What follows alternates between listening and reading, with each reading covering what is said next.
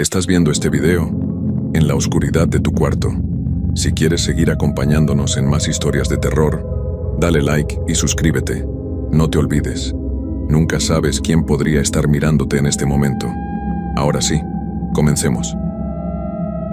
En las afueras de Reynosa, Tamaulipas, oculto detrás de maleza crecida y cercas oxidadas, existe un parque de diversiones que lleva cerrado más de 2 décadas. El Parque Doña Lita alguna vez fue el destino favorito de familias los fines de semana, lleno de risas de niños, música de los juegos mecánicos y el olor a algodón de azúcar y palomitas. Pero esa época de alegría terminó abruptamente cuando una serie de incidentes inexplicables llevaron a su cierre permanente.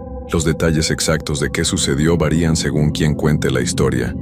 Algunos mencionan accidentes en los juegos que no podían ser explicados por fallas mecánicas. Otros hablan de personas que reportaron experiencias perturbadoras, visiones de cosas que no deberían estar ahí, sonidos que no correspondían con nada físico. Lo que es indiscutible es que el parque cerró de manera repentina. Sus dueños abandonaron la propiedad sin llevarse nada, dejando todo exactamente como estaba el último día de operación. Las estructuras permanecen, los juegos mecánicos oxidándose bajo el sol implacable del norte de México, las casetas de juegos con sus premios de peluche todavía colgando de ganchos mohosos, el carrusel con sus caballos congelados en medio galope eterno. Durante años el lugar ha atraído a exploradores urbanos, adolescentes buscando emociones y creadores de contenido paranormal. Casi todos reportan la misma sensación al entrar, una vibra horrible que es difícil de describir, pero imposible de ignorar, como si el aire mismo estuviera cargado con una presencia maligna que rechaza a los intrusos. Hay testimonios de manifestaciones, sombras que se mueven entre las estructuras, sonidos de música de carrusel cuando no hay electricidad, risas de niños en un lugar donde no hay niños, y algo peor, una sensación de ser seguido, observado, evaluado por algo que no es humano y que no tiene buenas intenciones. La mayoría de los exploradores no duran más de 1 hora dentro del parque antes de que el miedo los obligue a salir. Los pocos que han permanecido después del anochecer han salido con historias que los persiguen durante meses o años. Lo que voy a contar sucedió hace 4 meses, cuando un grupo de amigos y yo decidimos explorar el Parque Doña Lita, documentar lo que encontráramos y tal vez desentrañar el misterio de por qué ese lugar emana tanta oscuridad. Ninguno de nosotros estaba preparado para lo que realmente encontraríamos, y ninguno de nosotros salió sin ser cambiado permanentemente por la experiencia. Me llamo Mauricio Silva Garza.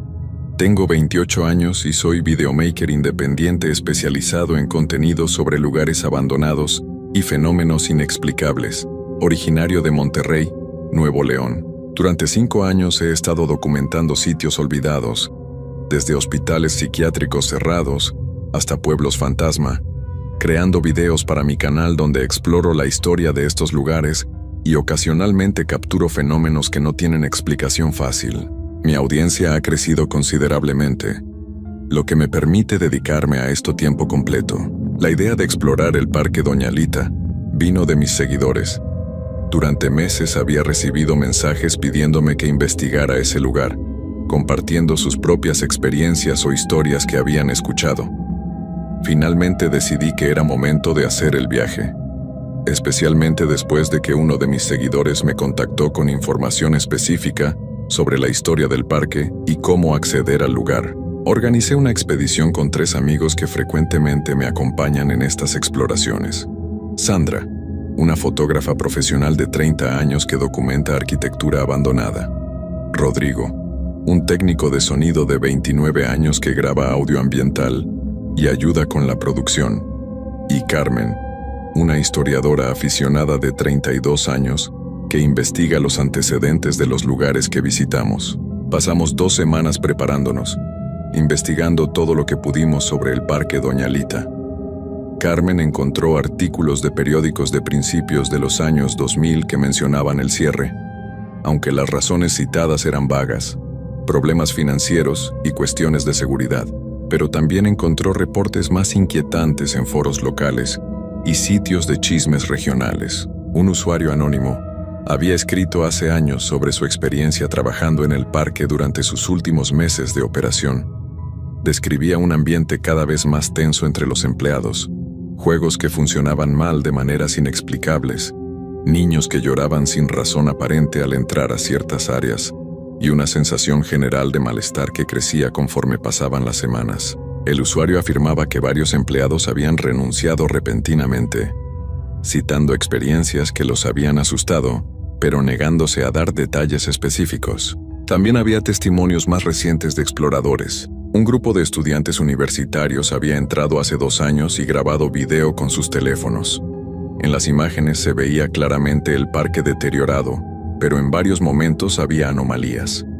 Figuras en las ventanas de edificios que deberían estar vacíos, sombras que se movían contra la dirección del sol, y en un momento particularmente inquietante, el carrusel que empezaba a moverse lentamente por sí solo, a pesar de estar completamente oxidado y sin ninguna fuente de energía. Armados con esta información y nuestro equipo profesional, que incluía cámaras 4K, equipos de grabación de audio, detectores de temperatura y campos electromagnéticos, linternas profesionales y provisiones para un día completo, llegamos a Reynosa en un jueves de agosto. El parque estaba ubicado en lo que alguna vez había sido la periferia de la ciudad, pero que ahora estaba rodeado por desarrollos habitacionales más nuevos. Era fácil ver dónde estaba por las estructuras altas que sobresalían sobre la cerca, particularmente una rueda de la fortuna parcialmente colapsada y la torre de un juego de caída libre. La cerca perimetral estaba en mal estado, con varios puntos donde se podía entrar fácilmente.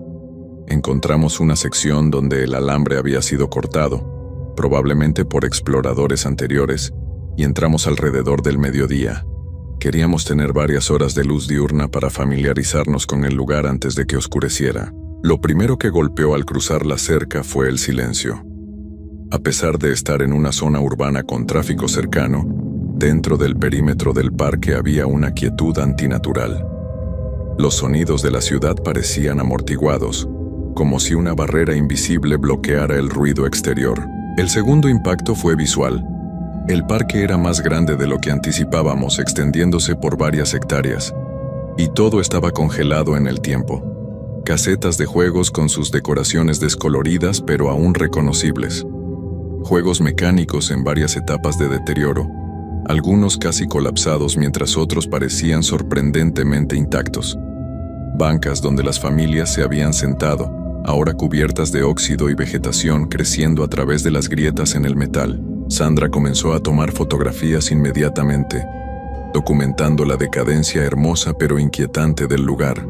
Rodrigo configuró su equipo de grabación, capturando el ambiente sonoro que, a pesar del silencio general, tenía capas sutiles, el crujir de metal oxidado en la brisa, el goteo de agua de alguna parte, sonidos que no podíamos identificar completamente. Carmen y yo empezamos a explorar metódicamente, filmando mientras caminábamos. Dividimos el parque mentalmente en secciones, planeando cubrir cada área sistemáticamente. Empezamos por lo que parecía haber sido la entrada principal, donde todavía había una caseta de boletos con un letrero desteñido que decía «Bienvenidos al Parque Doña Lita». Conforme avanzábamos, esa sensación que tantos habían descrito empezó a manifestarse. No era solo el ambiente natural de un lugar abandonado, eso lo habíamos experimentado docenas de veces antes. Era algo más, una presión en el pecho, una sensación de ser observados constantemente, y un malestar creciente en el estómago que no podía atribuirse al nerviosismo normal. La primera hora pasó sin incidentes mayores más allá de esa sensación opresiva. Documentamos varios juegos, incluyendo los carritos chocones con sus vehículos todavía en posición, como esperando pasajeros que nunca llegarían, un barco pirata balanceándose oxidado en su eje, y el carrusel que habíamos visto en videos anteriores. El carrusel era particularmente inquietante. Los caballos, alguna vez pintados en colores vibrantes, ahora estaban descoloridos y cubiertos de suciedad. Pero sus expresiones, talladas en madera, parecían casi vivas. Sus ojos pintados seguían nuestros movimientos, o al menos así se sentía. Y había algo más. Marcas en el suelo alrededor del carrusel que parecían ser quemaduras, como si algo caliente hubiera tocado el concreto en patrones circulares. Rodrigo notó algo extraño en su equipo de grabación de audio. Estaba captando frecuencias que no correspondían con nada que pudiéramos escuchar directamente. Cuando reprodujo la grabación, podíamos oír debajo del silencio ambiente un zumbido constante de tono bajo y ocasionalmente lo que sonaban como susurros distantes. «Esto no es normal», dijo ajustando sus audífonos. «He grabado en docenas de lugares abandonados y nunca he captado algo así. Es como si hubiera actividad de audio constante en frecuencias que normalmente no percibimos». Sandra también notó anomalías. Varias de sus fotografías mostraban orbes de luz que no habían sido visibles a simple vista. Normalmente habría descartado esto como polvo o insectos capturados por el flash, pero estos orbes tenían patrones de movimiento coherente entre fotografías tomadas en secuencia, como si fueran entidades que se movían con propósito. Era a media tarde, alrededor de las 4, cuando tuvimos nuestro primer encuentro directo con algo inexplicable. Estábamos explorando un edificio que parecía haber sido un salón de juegos de arcade. Las máquinas todavía estaban ahí, sus pantallas rotas, sus gabinetes cubiertos de grafiti de exploradores anteriores.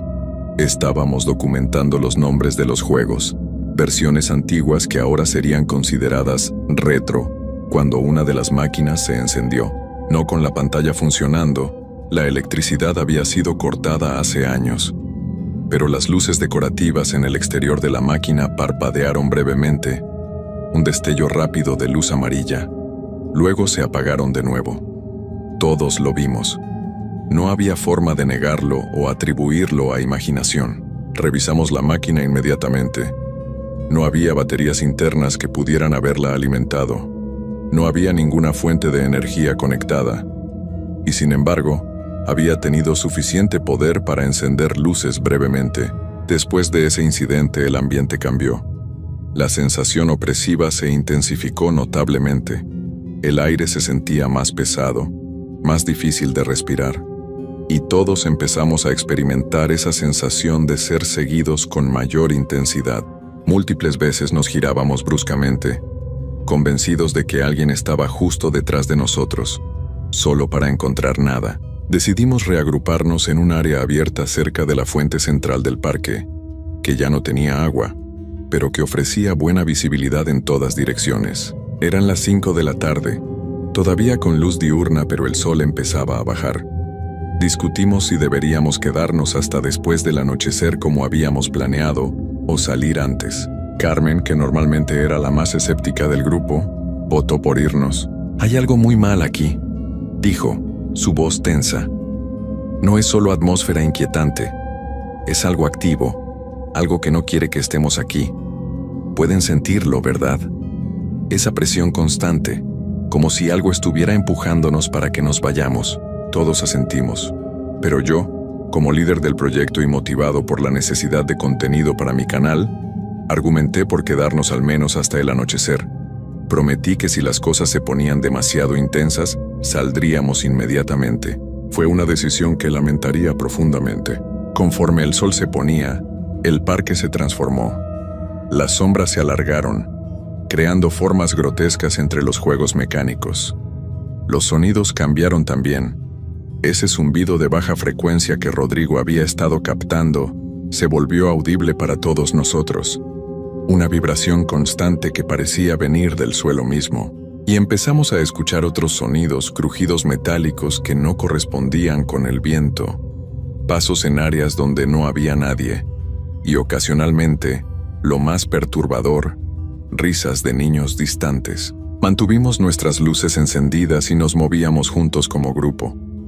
Nadie quería separarse. Continuamos documentando, filmando el parque bajo la luz crepuscular que le daba una cualidad aún más siniestra. Fue Carmen quien vio la primera figura. Estábamos cerca de la rueda de la fortuna cuando ella gritó y señaló hacia arriba. En una de las cabinas en lo alto de la rueda, visible contra el cielo que se oscurecía, había una silueta.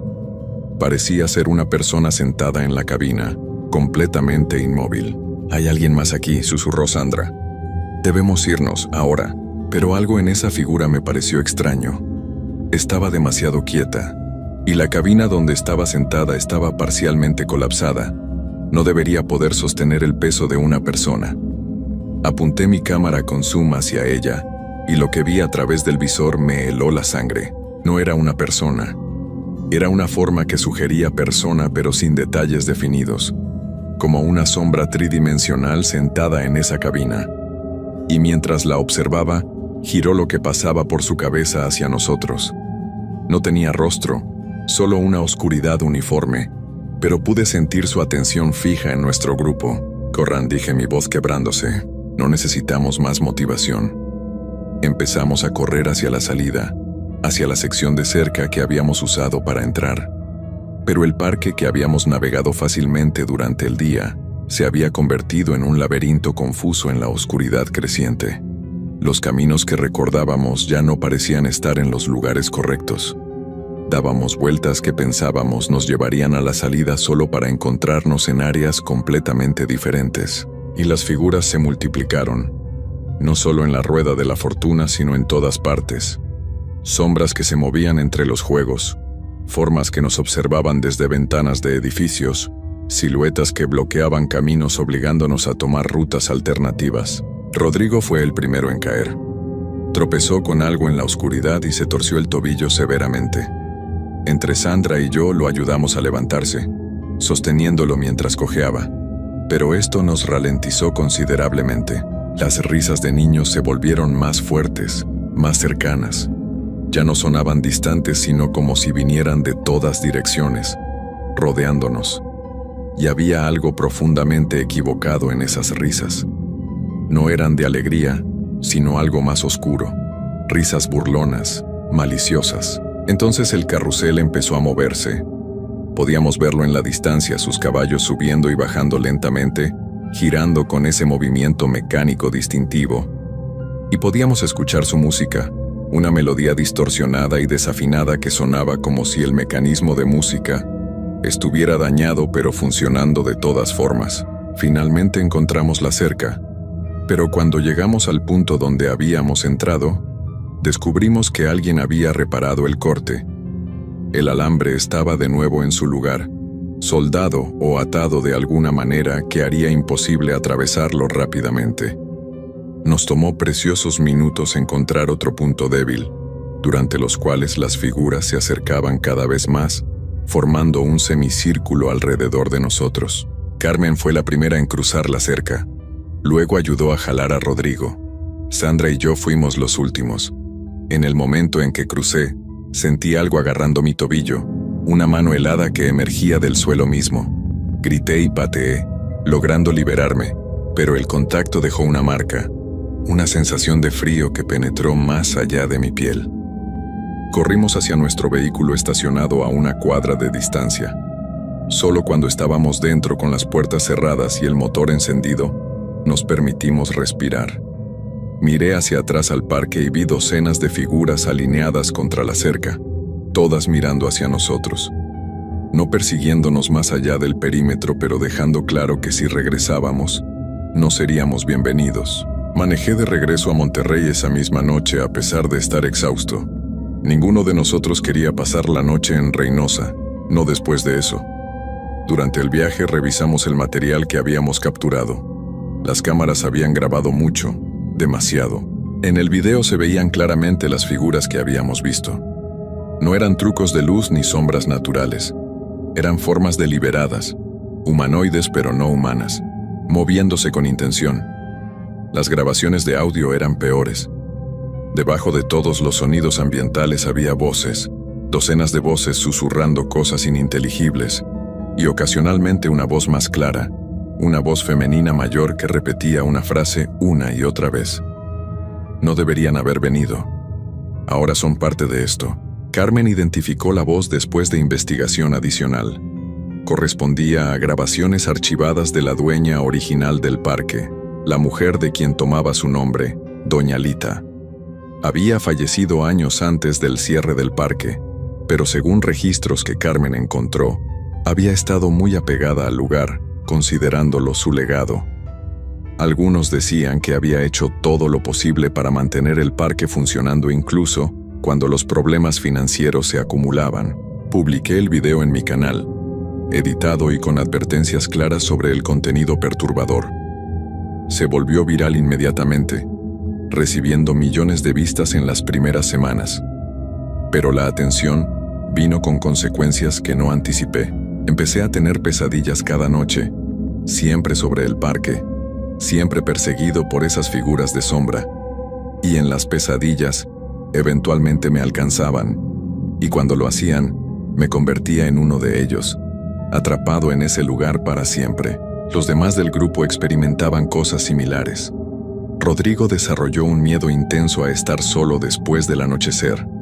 Sandra dejó de fotografiar lugares abandonados completamente, el trauma demasiado profundo. Carmen empezó terapia para lidiar con ataques de pánico, pero lo peor es que todos sentíamos que algo había regresado con nosotros. No físicamente, sino algo más sutil. Una conexión con ese lugar que no podíamos romper. Ocasionalmente escuchábamos esa música de carrusel distorsionada cuando no había ninguna fuente posible. Veíamos sombras moviéndose en nuestras casas que no correspondían con nada. Y todos, en momentos diferentes, recibíamos la misma sensación de que algo nos observaba, esperando. 2 meses después de nuestra exploración, recibí un mensaje de un usuario anónimo. Decía simplemente: "El parque te recuerda, te está esperando. Eventualmente tendrás que regresar. Todos regresan". He tratado de ignorar ese mensaje, de seguir con mi vida. Pero la atracción se vuelve más fuerte con cada día que pasa. Sueño con el parque constantemente. Y en esos sueños, Doña Lita me habla directamente, diciéndome que dejé algo de mí en su parque, y que para recuperarlo debo regresar, que ella mantendrá esa parte de mí hasta que lo haga. He consultado con expertos en lo paranormal, con sacerdotes, con curanderos. Todos dicen variaciones de lo mismo. Entré a un lugar que no debía ser perturbado, un lugar donde las fronteras entre mundos son delgadas, donde algo oscuro ha tomado residencia, y al entrar me marqué a mí mismo. Dejé una impresión que ahora sirve como ancla, tirándome de regreso. Soy Mauricio Silva Garza, y exploré el parque abandonado Doña Lita. Pensé que sería solo otro video, otra aventura. Pero ese lugar es diferente. No es simplemente abandonado, está habitado por algo que rechaza ser olvidado, que atrapa pedazos de quienes se atreven a entrar. Y ahora llevo esa marca, esa conexión, sabiendo que algún día, tal vez pronto, la atracción será demasiado fuerte para resistir y regresaré. Y cuando lo haga, no estoy seguro de que saldré de nuevo.